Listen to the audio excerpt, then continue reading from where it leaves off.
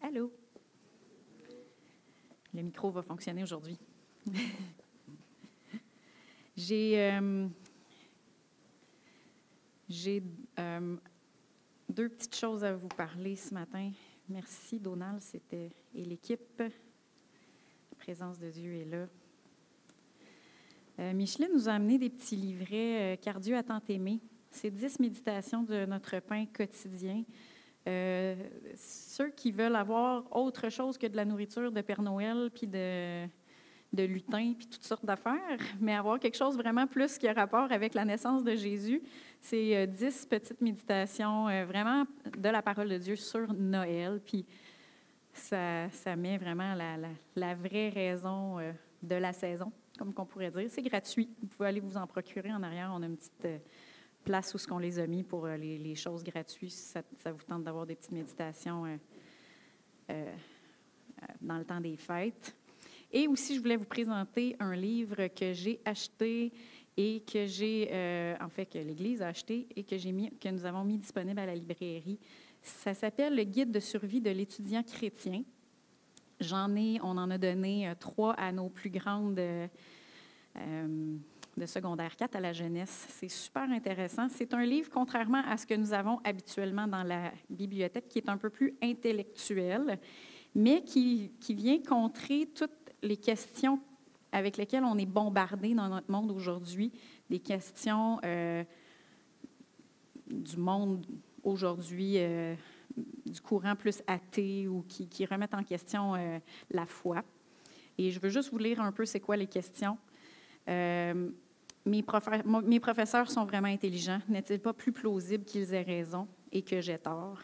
Il existe tant d'opinions différentes. Comment peut-on affirmer que le christianisme est la seule religion valable? Ma morale chrétienne est considérée comme haineuse et intolérante. Ne devrais-je pas faire preuve de plus d'amour et de plus d'ouverture? Mes amis gays sont gentils, formidables et heureux. L'homosexualité est-elle vraiment répréhensible? Le concept de l'enfer semble barbare et cruel. Si Dieu est amour, pourquoi ne sauve-t-il pas tout le monde? Il y a tant de souffrances dans le monde. Comment un Dieu bon pourrait permettre tant de mal? La science semble pouvoir tout expliquer. A-t-on vraiment besoin de croire en Dieu? Je ne sais pas si la résurrection a réellement eu lieu. Comment croire au miracle si je n'en ai jamais vu? Toutes mes convictions semblent dépendre de la véracité de la Bible. Comment savoir si elle nous vient vraiment de Dieu? Mon professeur ne cesse de trouver des contradictions dans les évangiles. Sont-ils encore dignes de confiance? On me dit que les mots du Nouveau Testament ont été modifiés par des scribes plusieurs milliers de fois. Est-ce vrai? Mon professeur affirme que des livres ont été exclus de notre Bible. Peut-on être certain d'avoir gardé les bons? Certains passages de la Bible semblent troublants d'un point de vue moral. Comment un livre peut-il venir de Dieu s'il prône l'oppression ou le génocide? J'ai parfois l'impression que ma foi s'amenuise. Comment réagir lorsque les doutes m'assaillent? C'est vraiment un livre plus du côté intellectuel, mais puis, tu sais, ça dit recueil de lettres pour persévérer dans la foi à l'université, mais ici au Québec, dans le monde laïque où on est, ce sont des questions qui sont bombardées chez nos enfants dès, je te dirais, le primaire. C'est vraiment des questions comme ça dès le secondaire. Donc, ça peut être un cadeau, si jamais, ou pour votre information personnelle, si vous avez des petits-enfants qui sont au secondaire ou à l'université. C'est un théologien qui a écrit ça, un spécialiste vraiment dans les Écritures du Nouveau Testament. Puis, moi, je l'ai lu et c'est très, très bon. Ça donne un peu des bonnes pistes de réflexion, puis c'est vraiment un peu aussi quoi répondre quand on est bombardé face à ça. Puis c'est très, très intéressant. Je vais vous le dire, il y a un chapitre que je ne suis pas tout d'accord avec, et c'est le chapitre sur la souffrance, parce qu'il y a une perspective un peu plus religieuse par rapport à ça, mais quand même, ça n'enlève pas tout le bon qui est dans tout le restant. Fait que je vous invite, il est 21 $ si vous voulez vous le procurer. C'était mes petites annonces pour la Bible, pour la bibliothèque, la librairie. des fois, tu sais, avant Noël, on a des petites idées de cadeaux de livres qu'on peut vouloir donner. Alors, justement, ce matin, je veux pour le chapitre que je ne suis pas d'accord avec, c'est le chapitre sur la souffrance. Puis, je vais vous parler de souffrance ce matin. La souffrance dans le monde, c'est une des grandes questions de l'humanité. Et toutes les philosophies, tous les courants de pensée, toutes les religions abordent le concept de la souffrance. Pourquoi? Parce que tout être humain, peu importe sa culture, sa langue, son statut social, tout le monde va vivre de la souffrance. Peu importe, qu'elle soit physique, morale, émotionnelle, mentale, financière, sociale ou autre, on va tous faire face à de la souffrance. Il y a quelques courants de pensée qui vont être plus combatifs face à la souffrance pour trouver des moyens de la soigner, la soulager ou y pallier. Il y en a d'autres courants de pensée qui sont plus passifs, qui tendent à vouloir juste l'accepter, à y trouver une signification ou une occasion de croissance personnelle. Puis des fois, il y a un petit mix des deux. On est combatif sur certains points, puis sur d'autres points, il faut l'accepter. Fait que je vais vous parler de ça aujourd'hui. Et vous pouvez vous dire, sérieux, Jessie, tu vas nous parler de souffrance en plein mois de réjouissance, en plein mois de décembre. Mais quand j'étais en stage en santé mentale, en soins infirmiers, j'ai appris que pour plusieurs personnes, le mois de décembre, c'est un mois difficile. Parce que, justement, en plein milieu, les gens qui vivent de la souffrance voient les autres gens se réjouir autour d'eux, puis ça l'exacerbe leur propre souffrance. Donc oui, je vais vous parler de souffrance ce matin, mais d'une perspective biblique. Tout le monde a le droit à son opinion. Même le Seigneur, il nous permet de penser ce qu'on veut. Mais si vous êtes chrétien, si vous êtes des disciples de Jésus, vous croyez que la perspective biblique, c'est la perspective de Dieu. Parce qu'il se fait connaître, il se révèle dans sa parole. Puis, ce qui est excitant dans tout ça, c'est que Jésus nous dit que si on demeure dans sa parole, on va être ses disciples, on va connaître la vérité et la vérité va nous rendre libres. Amen. Donc, ce matin, je vous invite à croire que la parole que vous allez entendre, ce n'est pas juste pour augmenter votre connaissance, mais ça va vous rendre libre. Amen. Amen. Donc, Seigneur Dieu, je veux t'inviter. Je te demande, comme mon mari prie souvent, de veiller à la porte de mes lèvres. Je te demande de rendre ma langue comme la plume d'un habile écrivain. Je te demande de oindre ces paroles-là et Saint-Esprit, viens accompagner ta parole par des signes, des miracles et des prodiges. Ouvre les cœurs, que tout le monde ici puisse saisir ce que tu as à dire à ton Église. Dans le nom de Jésus, je te le demande. Amen. Amen, amen. Je vais juste prendre une petite gorgée d'eau, puis après ça, je commence. Essayez de boire avec le micro. Pour commencer, j'aimerais établir une petite fondation en répondant à la question « D'où vient la souffrance? » Juste une petite fondation rapide. Donc, si on retourne dans le livre de la Genèse, on va voir Dieu à l'œuvre dans la création. Il n'y a pas un seul jour dans la création où ce qu'on voit Dieu dire « Et Dieu créa la souffrance ». Dieu prononça « Que la souffrance soit ». Il n'y a pas aucun jour où est-ce qu'on voit Dieu créer la souffrance. Puis à la fin du 6e jour, dans Genèse 1, verset 31, Dieu vit alors que tout ce qu'il avait fait, et voici, c'était très bon. Donc si Dieu a dit que c'était très bon, ça veut dire que c'était très bon. Il n'y avait pas de souffrance dans cette création-là. Mais si on continue à lire, on voit Dieu planter un luxueux jardin, le jardin d'Éden, qu'on sait que c'est sûrement par sa parole qu'il l'a planté, parce que c'est tout comme ça qu'il a planté le restant. Et il a placé l'homme et la femme. Et parce que Dieu, il veut une famille, Il veut une famille qui l'aime et qui le suit de son plein gré. Il a mis l'arbre de la vie et aussi l'arbre de la connaissance du bien et du mal. Et il a donné un choix à l'être humain. Et il a dit, tu pourras manger de tous les arbres du jardin, mais tu ne mangeras pas de l'arbre de la connaissance du bien et du mal, car le jour où tu en mangeras, tu mourras. Puis on sait tout ce qui est arrivé après. La femme, elle a été séduite par le serpent. Elle a pris le fruit.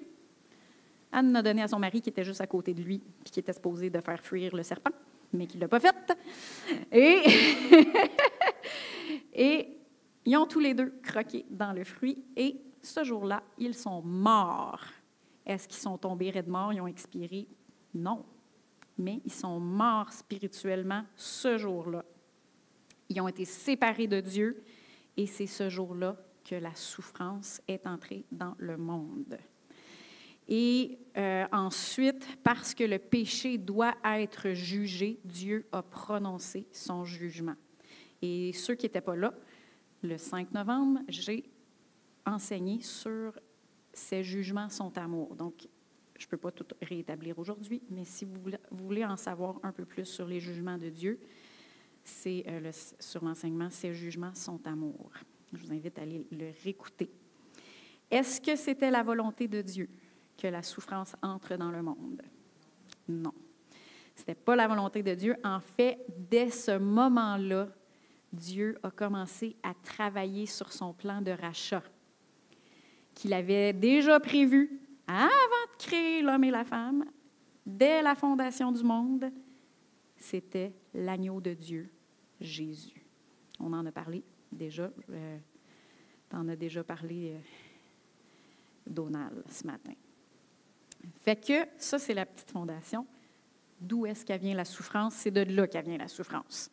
Maintenant qu'on a établi d'où vient la souffrance, j'aimerais aborder le vif du sujet. Est-ce que les chrétiens doivent souffrir? Le Nouveau Testament a beaucoup à dire concernant la souffrance. Jésus en a parlé, Paul en a beaucoup parlé, et Pierre aussi. Si vous regardez la première épître de Pierre, c'est full. Il parle beaucoup, beaucoup de la souffrance. Puis la religion en a fait tout un rituel. Quand on pense aux pénitences, aux châtiments corporels, aux chemins de pèlerinage, ça a tout été très, très, très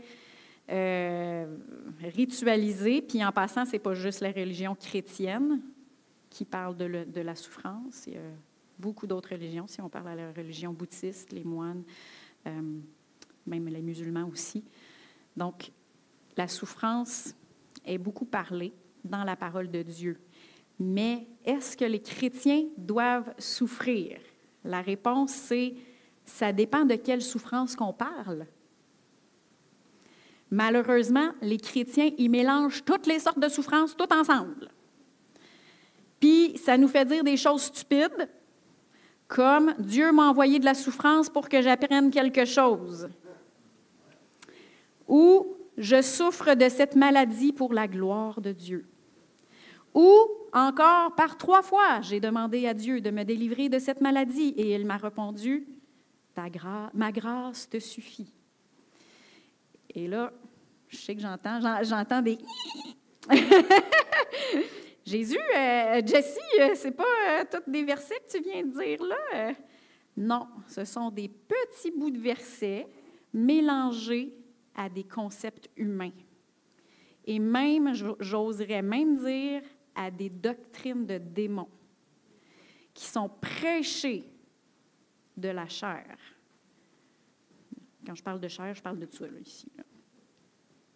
Ils sont prêchés de la chair. Souvent, par exemple, c'est par ignorance et vraiment pas de manière volontaire, qu'ils pensent bien faire, mais ce sont quand même des doctrines qui sont complètement fausses.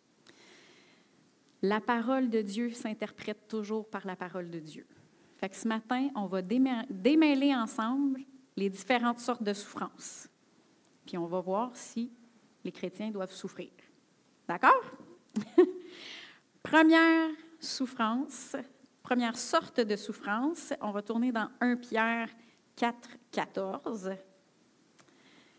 1 Pierre 4, 14 nous dit « Que nul de vous ne souffre comme meurtrier, comme voleur, comme malfaiteur ou comme se mêlant des affaires d'autrui. » Donc là, il met se mêlant des affaires d'autrui avec les voleurs, puis les meurtriers et tout ça.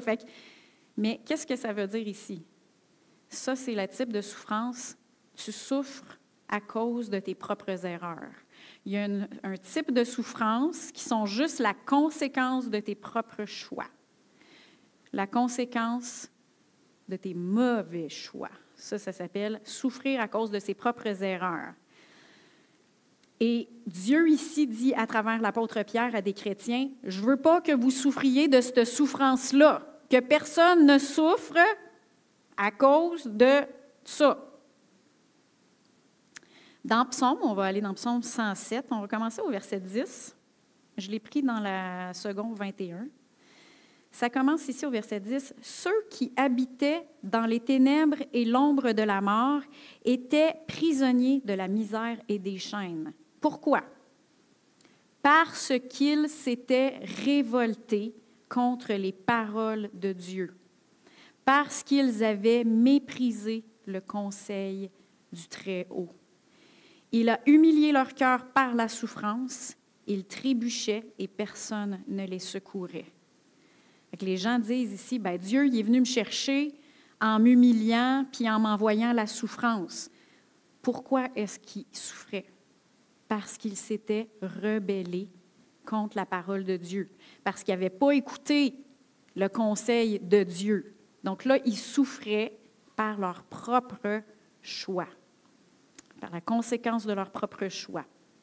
Et quand il dit qu'il les a humiliés par la souffrance, mais quand la souffrance est venue, le Seigneur, il parle encore. Il peut encore t'enseigner dans la souffrance. Hein? Fait qu'il parle, et là, bien, la personne était plus réceptive à écouter. Hein? Fait que c'est pas comme ça. Dieu, il nous a donné sa parole. Il nous a donné son conseil.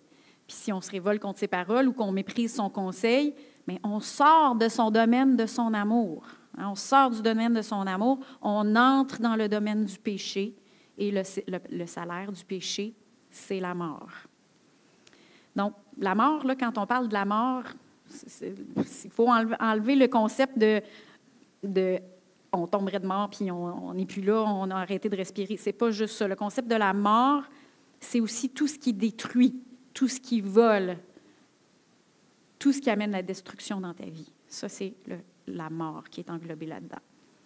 On continue dans le verset 13. « Dans leur détresse, ils ont crié à l'Éternel, et il les a délivrés de leurs angoisses. » C'est-tu merveilleux, hein?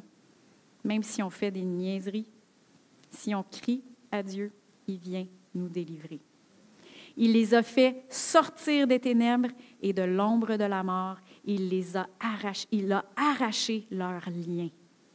Gloire à Dieu. Qu'il loue l'Éternel pour sa bonté, pour ses merveilles en faveur des hommes, car il a mis les portes de bronze en pièces, il a brisé les verrous de fer. Le Seigneur est tellement bon avec nous. Les fous, au 17, verset 17, les fous, par leur conduite coupable et par leur faute, ils s'étaient rendus malheureux. Ce sont de la souffrance à cause de nos propres choix. Ils avaient en horreur toute nourriture et touchaient aux portes de la mort. Dans leur détresse, ils ont crié à l'Éternel et il les a délivrés de leurs angoisses. Il a envoyé sa parole et les a guéris et les a fait échapper à la tombe. Et dans la version Nouvelle Seconde Révisée, ça dit « Et il les délivra de leurs infections même. » Donc, peu importe s'il y a des souffrances qui sont causées parce qu'on a fait des mauvais choix, quand on se tourne à Dieu, qu'on se repent, qu'on crie à lui, il nous délivre de tout, nous fait échapper à la fosse. Est-ce qu'on peut apprendre de nos erreurs? Oui, de la même manière qu'un enfant qui ne t'écoute pas, quand tu lui dis « Hey, monte pas là-dessus, là, c'est pas solide ». Là, tu te tournes le dos puis tu entends « Beding, badang ». Puis après ça « Ouais! » Bien, si cet enfant-là n'a pas trop la tête dure, il va avoir appris de ses erreurs. Hein? Je l'avais averti, il n'a pas écouté, et c'est ça.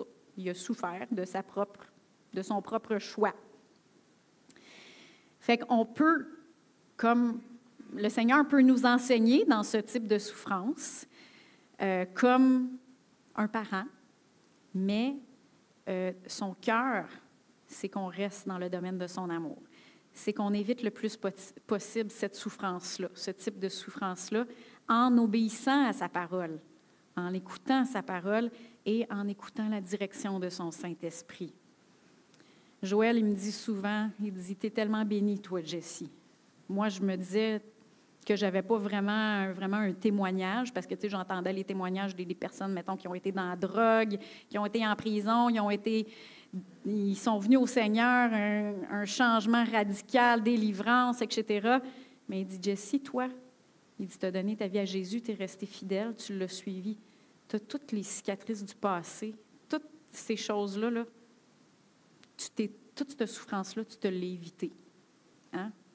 Et ça, c'est merveilleux. C'est une bénédiction. Tu as un bagage que tu n'as pas, qu'il y en a plein, qu'il faut que Dieu travaille longtemps pour pouvoir les guérir. Tu sais, c'est une bénédiction.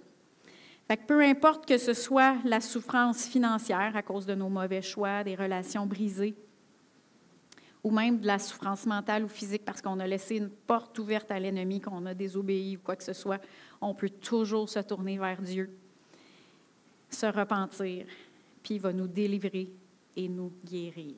Amen. Ça, c'était la première souffrance, la souffrance à cause de nos propres choix. L'autre souffrance que je veux parler, il y a une autre sorte de souffrance, c'est la souffrance que Jésus a portée pour nous. Parce que le péché a contaminé toute la race humaine, on mérite tout le jugement de Dieu. Hein? On est tous pécheurs. On est innocent au début, mais dès l'âge de raison, on a la trace du péché, on est contaminé et notre esprit est séparé de Dieu. On mérite tout le jugement de Dieu. Puis même les Juifs qui avaient reçu la loi de Moïse, ils n'étaient pas capables de la garder à cause de l'emprise du péché qui était sur eux. La bonne nouvelle, c'est que Dieu il a envoyé son Fils Jésus-Christ pour porter ce jugement-là à notre place. Amen. Dans Galates 3, 13, 14, ça dit « Christ nous a rachetés de la malédiction de la loi, étant devenu malédiction pour nous. Car il est écrit « Maudit soit quiconque est pendu au bois. » Afin que, pour les païens, on qualifie, on est des païens, on n'est pas des Juifs. La bénédiction d'Abraham se trouve en Jésus-Christ et que par la foi, nous recevions la promesse de l'Esprit. Je ne passerai pas beaucoup de temps ici parce que mon mari vous en a souvent parlé, mais si vous tournez dans Deutéronome 28, 15 à 68, vous allez voir que la malédiction de la loi, ça l'incluait la mort prématurée, l'échec, la maladie, le manque de toutes sortes dans la pauvreté, la peur, la souffrance, l'agitation de l'âme et l'esclavage. Tout ça, ça faisait partie de la malédiction de la loi. Et si Jésus est devenu malédiction pour nous, puis qu'il a souffert pour nous, c'est pour que nous, on ait pu à subir et à souffrir cette malédiction-là. Amen. Et toute la souffrance qu'elle apportait aussi. Oui, mais la souffrance qu'il a portée, c'est la souffrance spirituelle du péché. Oui, il a souffert, il est devenu péché. Fait que oui, il a souffert la souffrance spirituelle du péché, la séparation d'avec Dieu. Il a souffert tout le jugement, mais ça, c'était la racine de tout le reste. On l'a vu tantôt. Pourquoi est-ce que toute la maladie, les mauvaises herbes, le manque et tout est rentré dans le monde? C'est à cause du péché. Donc, quand il a pris le péché sur le bois, il a pris aussi toute la racine de tout le restant de ces souffrances-là. Il l'a porté pour nous, à notre place. Dans Ésaïe 53, 4 et 5, ça dit « Certes, ce sont nos souffrances qu'il a portées. Ce sont de nos douleurs qu'il s'est chargé. Et nous l'avons considéré comme atteint d'une plaie, comme frappé par Dieu et humilié. Mais il était transpercé à cause de nos crimes, écrasé à cause de nos fautes. Le châtiment qui nous donne la paix est inclus là-dedans, est tombé sur lui. Et c'est par ses meurtrissures que nous sommes guéris. » Ça inclut la guérison physique. Amen. Est-ce que les chrétiens doivent souffrir? Pas la souffrance que Jésus a payée un si grand prix pour nous en racheter. Ce n'est pas la maladie qui glorifie Jésus, c'est la guérison et la santé. Ce n'est pas la pauvreté qui glorifie Jésus, c'est la provision de Dieu. Ce n'est pas le péché qui glorifie Jésus, c'est la justice, la grâce, c'est la délivrance, c'est le fruit de l'Esprit qui glorifie Dieu. Amen. Alors, pourquoi est-ce que je vis encore cette souffrance-là? Bien, la première étape, c'est de croire que Dieu, Jésus, il l'a porté, cette souffrance-là pour nous. La première étape, il faut réaliser que Jésus, il l'a porté pour moi, puis que moi, je n'ai plus besoin de la porter, cette souffrance-là. Ça, c'est la première étape. Il faut réaliser ça, et après ça, il faut recevoir sa bénédiction, sa guérison par la foi. Hein? C'est comme ça. Je ne peux pas entrer plus en détail, mais c'est la première chose qu'il faut réaliser, c'est que en tant que chrétien, c'est pas une souffrance, c'est pas la souffrance que Dieu veut que je souffre. Il l'a porté pour moi. Puis en fait, il nous a envoyés dans le monde pour guérir les malades, pour annoncer la bonne nouvelle aux pauvres, pour délivrer ceux qui ont le cœur brisé. Donc, c'est pour ça qu'est venu Jésus. Donc, ce n'est pas une souffrance que les chrétiens, que Dieu veut qu'on souffre. Donc, il y a deux souffrances qu'on a vues, puis qui ne sont pas la volonté de Dieu pour nous. Ce n'est pas la volonté de Dieu qu'on souffre à cause de nos propres erreurs, puis ce n'est pas la volonté de Dieu qu'on souffre les souffrances qu'il a portées pour nous. Mais il y a une troisième souffrance. Et c'est la souffrance que l'apôtre Pierre nous parle dans 1 Pierre 5, 10. On va tourner dans 1 Pierre 5, 10. Ça dit « Le Dieu de toute grâce qui, en Christ, vous a appelé à sa gloire éternelle, après que vous aurez souffert un peu de temps, vous formera lui-même, vous affermira, vous fortifiera et vous rendra inébranlable. » Donc, tu sais, souvent, on fait des confessions, puis là, on fait comme « Seigneur Dieu de toute grâce qui en Christ, tu m'as appelé à ta gloire éternelle. Après que vous aurez souffert un peu de temps, tu me formeras toi-même, tu m'affermiras, tu me fortifieras et tu me rendras inébranlable. » On n'a pas le goût de dire après que j'ai souffert un peu de temps. Mais c'est dans la Bible. Alors, on va parler de c'est quoi ces types de souffrances-là que les chrétiens vont souffrir et que Dieu nous parle de cette souffrance-là. On va tourner dans Hébreux 12 et on va regarder ensemble la souffrance que Jésus a soufferte pour notre exemple. Donc, ce n'est pas une souffrance qu'il a portée pour nous ou à notre place, c'est une souffrance qu'il a soufferte pour notre exemple. Dans le chapitre 12, on commence au verset 1.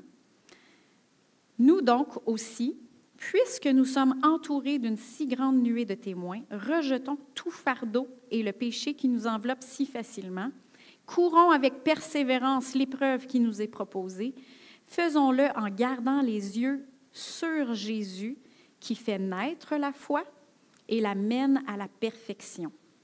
En échange de la joie qui lui était réservée, il a souffert la croix en méprisant la honte qui s'y attachait et il s'est assis à la droite du trône de Dieu. Au verset 3, c'est là que je veux qu'on s'attarde un petit peu. Pensez en effet à celui qui a supporté une telle opposition contre lui de la part des pécheurs, afin de ne pas vous laisser abattre par le découragement. Donc là, il nous montre, pensez à Jésus, pensez à celui qui a supporté une telle opposition contre lui de la part des pécheurs, pour qu'on ne puisse pas se laisser abattre par le découragement. Fait que là, il nous montre une souffrance que Jésus a soufferte pour notre exemple. La première sorte de souffrance que Jésus a soufferte pour notre exemple, c'est la persécution. La persécution. Donc, 2 Timothée 3,12, là je l'ai mis dans la Bible français courant, ça dit « D'ailleurs, ceux qui veulent mener une vie fidèle à Dieu dans l'union avec Jésus-Christ seront persécutés. » Ça, ce n'est pas une promesse qu'on réclame le matin dans nos confessions. Merci Seigneur, parce que je suis fidèle à toi et je vais être persécuté. Mais tous ceux, automatiquement, on est dans le monde et Jésus l'a fait, il dit même, je suis le maître, vous êtes les disciples, le disciple ne sera pas différent, ils ne m'ont pas aimé, fait qu'ils ne vous aimeront pas non plus. Hein? Donc, tous les chrétiens, et j'ai mis la Bible français courant parce que dans la Bible Louis II, ça dit tous ceux qui vivent une vie de piété, là, mais souvent piété, pour nous autres, ça ne veut rien dire, mais une vie fidèle à Dieu dans l'union avec Jésus-Christ. C'est ça la piété. Vont être persécutés. Donc, on n'a pas été rachetés de la persécution. Jésus n'a pas porté la persécution à notre place. On n'a pas été rachetés de la persécution. Ça, il l'a souffert pour notre exemple. Et ça va être pareil. Et cette persécution-là, c'est de ça que Paul y parlait quand il parlait de son écharde dans la chair. Dans 2 Corinthiens 12, 9 et 10, il parle d'une écharde qui lui a été placée dans la chair, un ange de Satan pour le souffleter afin qu'il ne s'élève pas. Et au verset 9, ça dit « 3 fois j'ai supplié le Seigneur de l'éloigner de moi. Et il m'a dit, ma grâce te suffit, car ma puissance s'accomplit dans la faiblesse. Je me glorifierai donc bien plus volontiers dans mes faiblesses, afin que la puissance de Christ repose sur moi. » Et là, les gens, ils pensent faiblesse parce qu'il est malade. Mais en fait, on lit dans le verset 10 de quoi il parle. « C'est pourquoi je me plais dans les faiblesses, dans les outrages, dans les privations, dans les persécutions, dans les angoisses pour Christ. En effet, quand je suis faible, c'est alors que je suis fort. » Donc ici, ce n'est pas de la maladie qu'il parle. Il ne parle pas de la maladie.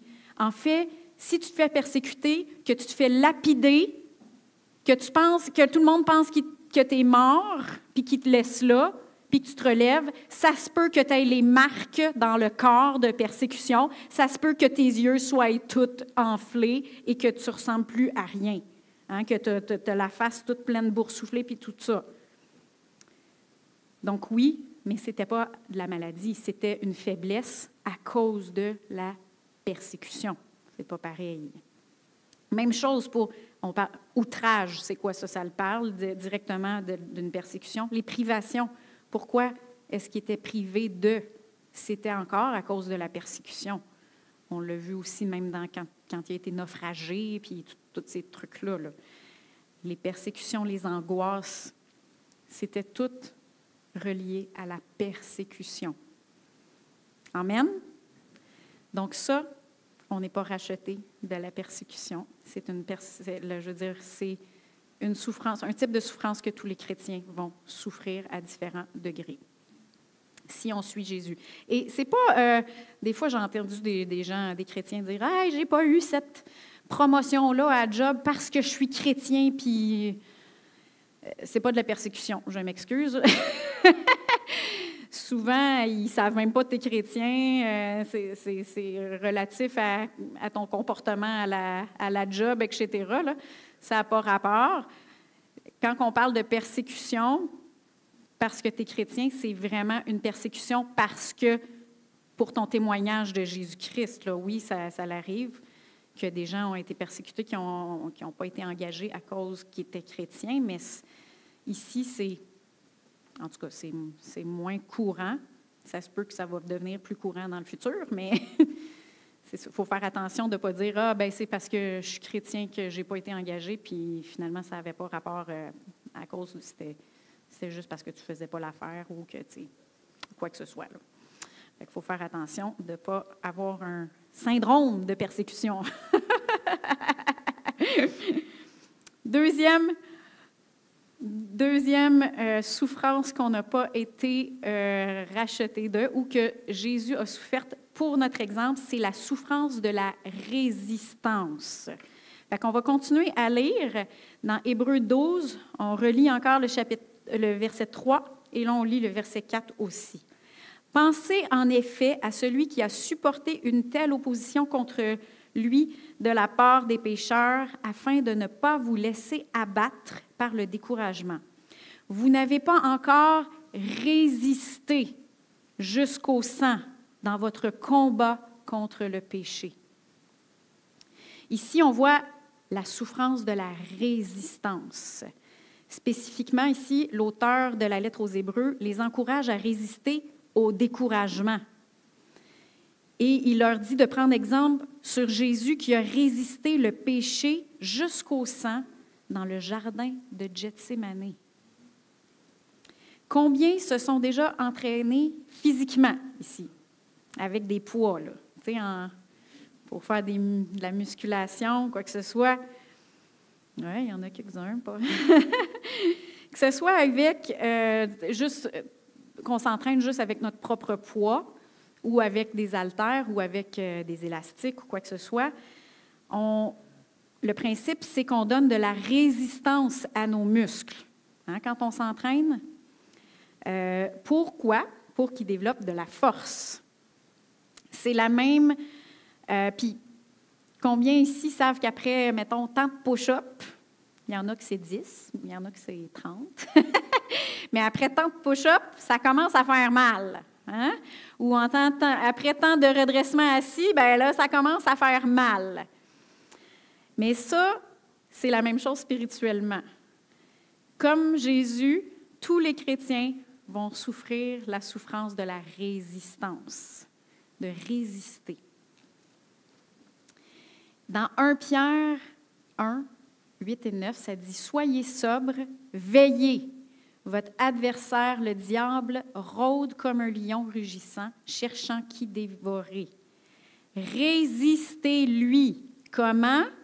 Ferme dans la foi, en sachant que les mêmes souffrances sont imposées à vos frères dans le monde. » Tous les chrétiens vont avoir à souffrir la résistance contre le diable, contre le découragement, contre le péché. Et on voit dans Jean 10, que le diable, quand Pierre il nous dit de résister contre le diable, c'est le voleur. Et dans Jean 10, ça dit « Le voleur ne vient que pour voler, tuer et détruire. » Donc, quand on résiste le diable, on résiste à tout ce qui vient voler, détruire et, c'était quoi l'autre aussi? Tuer. Exactement. On résiste à tout ça. Et des fois, il y en a qui peuvent dire, ben moi, Jessie, je ne suis pas une personne violente. J'aime pas ça, me battre. Mais vous avez le choix. Soit que tu souffres la souffrance d'être tué, détruit et volé, ou que tu souffres la souffrance de la résistance à ces choses-là. Quelle souffrance t'aimes mieux? Hein? Moi, j'aime mieux souffrir la résistance souffrir la souffrance de la résistance. Moi, je ne veux pas me laisser tuer, voler et détruire par le diable. Et la bonne nouvelle, c'est que dans Jacques 4,7, ça dit « Soumettez-vous donc à Dieu, résistez au diable et il fuira loin de vous. » Donc oui, on a une souffrance à résister, mais la promesse, c'est que si on résiste, il va fuir. Amen? Amen. Donc ça, c'est le deuxième type de souffrance que tous les chrétiens vont souffrir, la souffrance de la résistance. Troisième souffrance que les chrétiens vont souffrir, c'est la correction, souffrir la correction. Hébreux 12, 5, et là, il en parle beaucoup. On continue dans notre texte, et là, il en parle vraiment beaucoup ici. On commence au verset 5, on va aller jusqu'au verset 11. « Et vous avez oublié l'encouragement qui vous est adressé comme à des fils. Mon fils, ne méprise pas la correction du Seigneur et ne perds pas courage lorsqu'il te reprend. En effet, le Seigneur corrige celui qu'il aime et il punit tous ceux qu'il reconnaît comme fils. Supportez la correction. C'est comme des fils que Dieu vous traite. Quel est le fils qu'un père ne corrige pas? Mais si vous êtes dispensés de la correction à laquelle tous ont part, c'est donc que vous êtes des enfants illégitimes et non des fils. D'ailleurs, puisque nos pères terrestres nous ont corrigés et que nous les avons respectés, ne devons-nous pas d'autant plus nous soumettre à notre Père céleste pour avoir la vie? Nos pères nous corrigeaient pour un peu de temps, comme ils le trouvaient bon, tandis que Dieu le fait pour notre bien, afin que nous participions à sa sainteté. Certes, au premier abord, toute correction semble un sujet de tristesse et non de joie, mais elle produit plus tard, chez ceux qu'elle a ainsi exercés, un fruit porteur de paix, la justice. Là, parfois, les gens ils vont lire ce chapitre-là, puis ils pensent que la correction dont l'auteur parle, c'est la persécution ou les malheurs du début du chapitre 12. Ce n'est pas de ça qu'il parle. Il ne parle pas de la persécution, ce n'est pas ça que Dieu y envoie pour te corriger. On va aller voir dans Psaume 94, comment est-ce que Dieu corrige? Comment est-ce que Dieu corrige? On va aller au verset 12. Ça dit, « Heureux l'homme que tu corriges, ô Éternel, que tu instruis par ta loi, pour lui donner la tranquillité au jour du malheur. » Comment est-ce que Dieu il nous corrige? C'est par sa parole. Il nous corrige par sa parole. Il va corriger notre manière de penser par sa parole. Il va nous parler avant qu'on fasse un mauvais choix, puis il va nous parler après qu'on ait fait ce mauvais choix-là aussi, pour nous corriger. Si on a fait un mauvais choix, il va nous corriger comment? Il va nous apprendre, il va nous parler pour qu'on revienne dans le droit chemin. Amen. Puis pourquoi est-ce qu'il nous corrige? Pour notre bien, pour qu'on participe à sa sainteté, pour nous donner de la tranquillité au jour du malheur. Quand je travaillais sur le département d'orthopédie, il y avait souvent des rendez-vous de suivi pour les enfants qui avaient eu une réduction fermée ou une réduction ouverte. C'est quoi une réduction? Puis là, je parle des enfants, mais il y en avait aussi chez les adultes. C'est quand un os est cassé. Mettons qu'un enfant se casse le bras. Et là, l'os, il n'est pas juste craqué, il est déplacé. Là, l'orthopédiste, soit en salle d'urgence ou en salle d'opération, il va réduire la fracture. Il va replacer la fracture. Ça s'appelle une réduction. C'est quoi au juste? C'est une correction. L'os était déplacé, l'orthopédiste va la corriger.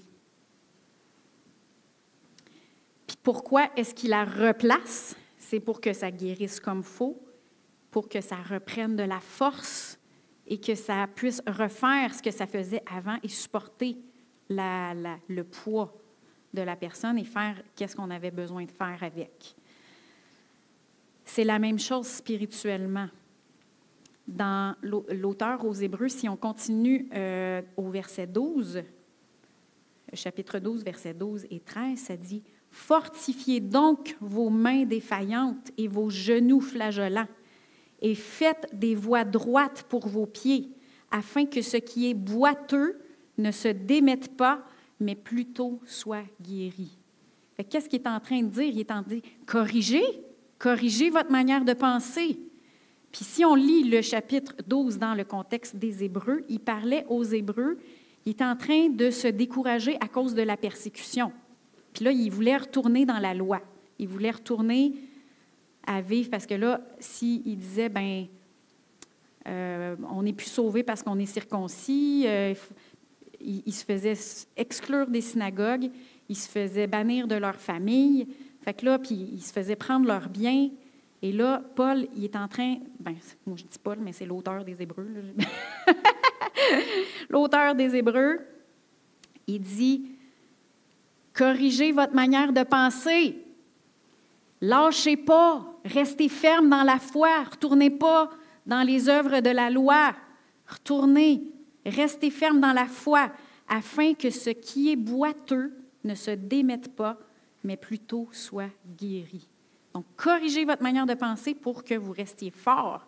Parce que si vous ne corrigez pas votre manière de penser, ça va se démettre, ça va être défait. Et ça ne pourra plus supporter la pression. Amen. Fait que ça, c'est la troisième souffrance que tous les chrétiens vont souffrir, c'est la correction. Est-ce que ça fait mal, la correction? Oui, surtout à l'orgueil. Le Seigneur va nous parler par sa parole, par son Saint-Esprit, mais des fois aussi, il va nous parler par des personnes autour de nous. C'est là que ça fait encore plus mal, on dirait. Quand ça vient de d'autres personnes autour de nous, apprenons à rester enseignables. Amen? Amen. La dernière façon de souffrir, comme Jésus qui a souffert la souffrance pour notre exemple, c'est la soumission de souffrir la souffrance de la soumission de notre volonté. Dans Hébreux 12, 9, on l'a déjà lu, mais je veux attirer votre attention sur le verset 9. Ça dit « D'ailleurs, puisque vos pères terrestres nous ont corrigés et que nous les avons respectés, ne devons-nous pas d'autant plus nous soumettre à notre Père céleste pour avoir la vie. » En tant que chrétien, si on ne veut pas être des chrétiens charnels, dirigés par la chair, les œuvres de la chair, il va falloir qu'on souffre la souffrance de ne pas tout faire ce qu'on veut. Ça, des fois, ça fait mal. Hein? Puis, Jésus, il a vécu ça dans le jardin de Gethsémani. Toute son âme reculait devant l'idée d'être séparé de son Père. Toute son âme reculait devant l'idée de devenir péché. Il n'avait jamais goûté le péché auparavant, de manière expérientielle. Et son âme reculait devant la souffrance qui l'attendait. Mais 3 fois, il a prié, « Père, si tu le veux, éloigne de moi cette coupe. Toutefois, que ce ne soit pas ma volonté, mais la tienne qui soit faite. » Qu'est-ce qu'il faisait? Il soumettait sa volonté à la volonté du Père. Amen. La volonté de son âme à la volonté du Père. 1 Pierre 4, 1 et 2. C'est de ça que Pierre parle aussi beaucoup dans sa lettre. « Ainsi donc, puisque Christ a souffert dans la chair, vous aussi armez-vous de la même pensée, car celui qui a souffert dans la chair en a fini avec le péché, afin de vivre non plus selon les désirs humains, mais selon la volonté de Dieu pendant le temps qui lui reste à vivre dans la chair. » Donc ça, c'est une souffrance de soumettre notre volonté à la volonté de Dieu. Soumettre notre chair à notre esprit. Et tous les chrétiens, il va falloir qu'ils souffrent cette souffrance-là. Amen. Amen. Fait que, est-ce que les chrétiens doivent souffrir? Oui, mais pas toutes les souffrances. Soyez sûrs que vous ne souffrez pas, vous acceptez pas. Ça ne veut pas dire que vous n'allez pas avoir de la maladie qui ne va pas essayer de venir. Ça ne veut pas dire qu'il ne va pas avoir du manque qui va essayer de venir. Ça ne veut pas dire toutes ces choses-là. Mais mettez-vous dans la résistance et dans la foi en ce que Jésus a fait pour nous, qu'il a porté pour nous. Et la souffrance qu'on peut accepter, c'est les 4 dernières que je vous ai parlé. La souffrance de la persécution, la souffrance de la résistance, de la correction et de la soumission de notre volonté. Et dans tout ça, parce que Dieu est tellement miséricordieux, hein? Même si on souffre à cause de nos propres erreurs, il va nous en sortir. Il nous donne sa grâce. Et même dans la souffrance de la persécution, la résistance, la correction, la soumission de notre volonté, on n'est pas seul. Dieu nous donne sa grâce. Amen. Puis on va juste relire 1 Pierre 5,10 en terminant. Le Dieu de toute grâce, Dieu il nous donne sa grâce, sa force, sa capacité. Il ne nous laisse pas seuls. Qui, en Christ, vous a appelé à sa gloire éternelle. Il y a aussi une gloire qui est accompagnée avec ce type de souffrance-là. Après que vous aurez souffert un peu de temps, vous formera lui-même, vous affermira, vous fortifiera et vous rendra inébranlable. Amen? Amen. Donc, je vous invite à vous lever.